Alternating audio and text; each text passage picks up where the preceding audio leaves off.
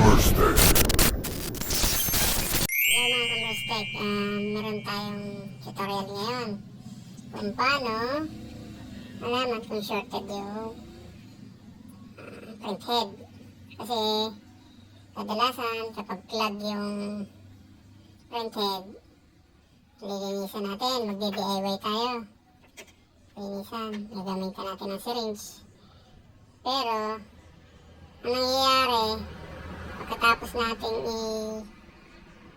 linisan, nakabit na natin. Pag pinower on natin, okay siya. Pero kapag print ka o kaya head clean, biglang mamamatay yung printer. So, pag pinower on mo, kapag namatay, siyempre titingnan mo yung kanyang print head kung okay. Titingnan mo rin yung kanyang mainboard. At kadalasan, ang nangyayari, hindi pumuputok yung fuse. Pero, pag check mo sa dalawang transistor niya, shorted na. So, ang gagawin mo, ulit, papalitan mo yung transistor. Tapos, pag napalitan mo na, papower on ulit, magpa-power on siya. Once na nag-head clean ka o mag-try ka mag-print, andyan na naman, mamamatay na naman yung printer. Magpa-power off na naman. So, pag chinek mo na naman, shorted na naman siya. So, kailangan, kapag naglinis ka ng print head, dapat test mo muna kung goods yung mga pin. Ito yung mga pin. So, ayan. So, ang pag-test nito, gagamit ka ng tester, multi-tester. Lalagay mo sa diode mode. Diode mode tayo. Okay. So, yung red probe, nandun sa ground. Ito yung ground niya. Okay. Ito yung ground. Ang bali, dapat dito sa lahat ng to, ang meron lang dito sa trace, yung pangalawa at pangatlo. Dito sa, from left side, 1, 2, 3. Yung 2 and 3 dapat meron siyang value, reading. Yung ibang pin, dapat OL lahat yun. Dito natin sa mas madali. Baba. Yan. Simulan natin yun. Dito natin.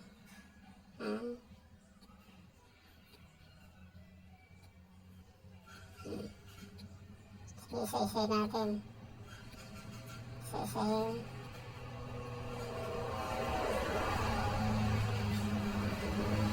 Oops, meron yan. 0.50. 0.549 volts. Tapos sunod, 0.619 volts. Okay. And dapat oil. So yung dalawa lang yun. Yung dalawa lang meron ng voltahe na.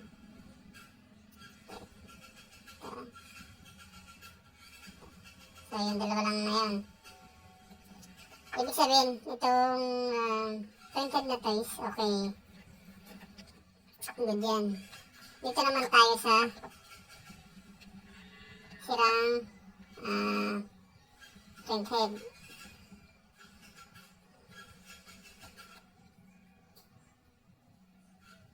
Simulan natin dito. Okay.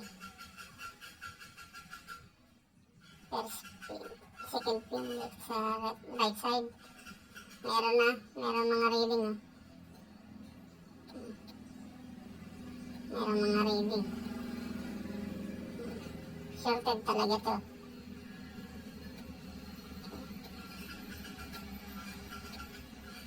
Ibig sabihin, nabasa siya. Nabasa na yung board niya. Kaya nagka-problema. Okay. Meron pa tayo dito. Kalagatan.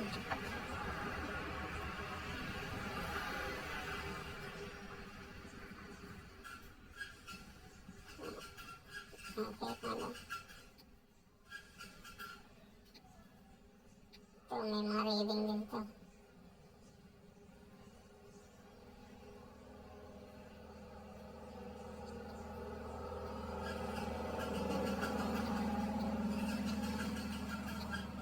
Okay. Okay, problemado to. So, ito rin. Check natin.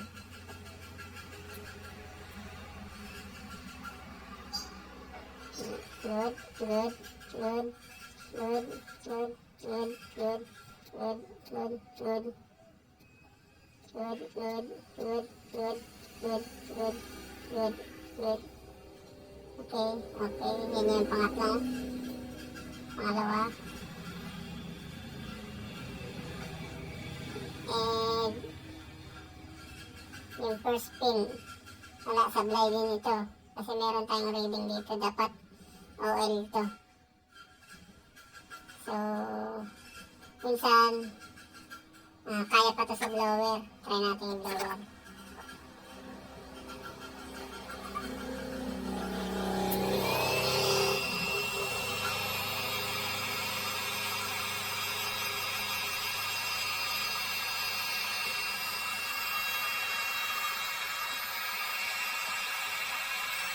Pag nandito lang sa may bungad ng pagkabasaan, kinakaya pa yan. Pag ganda na talaga, so palit ka talaga.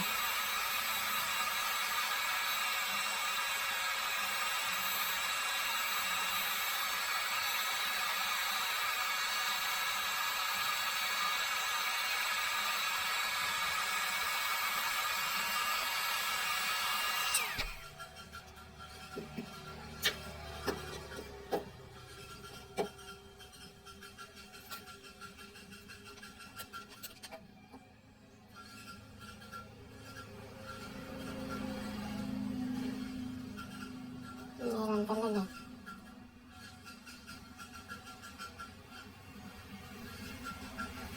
So, ba't ano pa rin ito?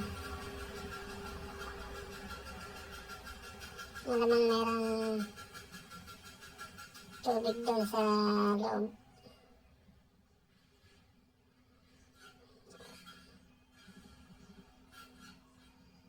O kaya, pwede rin itong ibilad sa araw. Mas okay kung may bilad sa araw.